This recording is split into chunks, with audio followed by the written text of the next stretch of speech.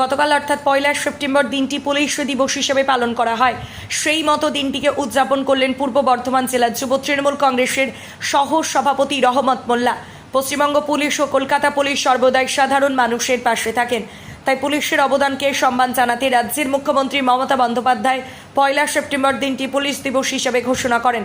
গতকাল রহমত মোল্লার নেতৃত্বে ডিএসপি ক্রাইম সুরজিৎ মণ্ডল, সিআই শৈলেন্দ্রনাথ উপাধ্যায়, গলসি থানার ওসি অরুণ কুমার সোম ও বুদবুদ থানার ওসি মনোজিৎ ধারা সহ দুটি থানার উপস্থিত সমস্ত আধিকারিকদের সংবর্ধনা জানিয়ে মিষ্টিমুখ করিয়ে পুলিশ দিবসের শুভেচ্ছা জানানো হয়। এর পাশাপাশি জাতীয় সড়কে কর্তব্যরত পুলিশ সিভিক ভলেন্টিয়ার সহ অস্থায়ী হোমগার্ডদেরও সংবর্ধনা জানানো হয়। যুব সহ সভাপতি রহমত মোল্লার এই উদ্যোগকে সাধুবাদ জানিয়েছেন অনেকেই। আপনাদের যেমন আমাদের প্রতি কর্তব্য থাকে, আপনারা আমাদের সবসময় সাপোর্ট করেন প্রত্যেকটা ক্ষেত্রে। যেখানে ভুল জায়গায় বা অ্যাক্সিডেন্ট হয়, যেখানে আপনাদের আগে পাওয়া যায়, কোথায় পাওয়া যায়, তো আমাদের উচিত আপনাদের পাশে থাকা। এখন যে ঘটনা ঘটছে, পুলিশের পাশে কেউ নেই বা পুলিশের সাপোর্টে কেউ নেই, এখন ওটাই চলছে।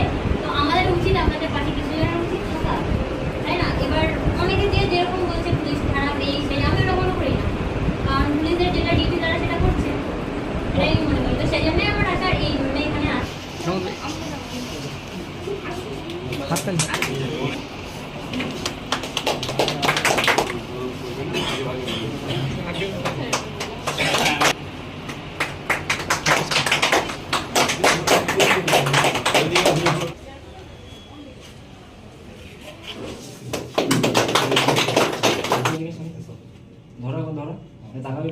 সবাই ধরো এইদিকে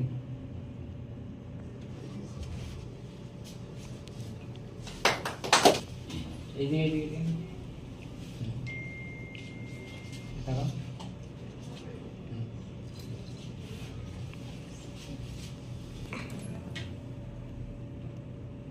ঠিক আছে, আমিও যাই। রানী তুলে দে।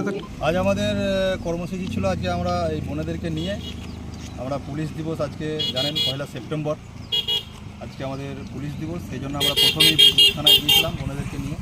ওখানে আমাদের ওসি সহ আমাদের বাকি থানার যারা স্টাফ আছেন সকলকে আমরা আমাদের পুষ্পস্তবক এবং মেমন্টো সহ আমাদের ব্যাচ পরিয়ে আমরা অভিনন্দন শুভেচ্ছা জানিয়েছি। তারপরে আমরা গলসি থানায় আসি। গলসি থানাতেও আমাদের সিআই সাহেব এবং ডিএসপি ক্রাইম সাহেব সহ ওসি সকলকে আমরা সম্বর্ধনা জানালাম, বোনেরাও জানিয়েছে এবং মিষ্টিমুখ করলাম সকল ওসি এবং আমাদের সিআই সাহেব। আপনার পরিচয়? আমি রহমত মোল্লা, পূর্ব বর্ধমান জেলা তৃণমূল যুব কংগ্রেসের সভাপতি। গলসি থেকে শেখ আজহার উদ্দিনের রিপোর্ট, সোজা কথা নিউজ, পূর্ব বর্ধমান।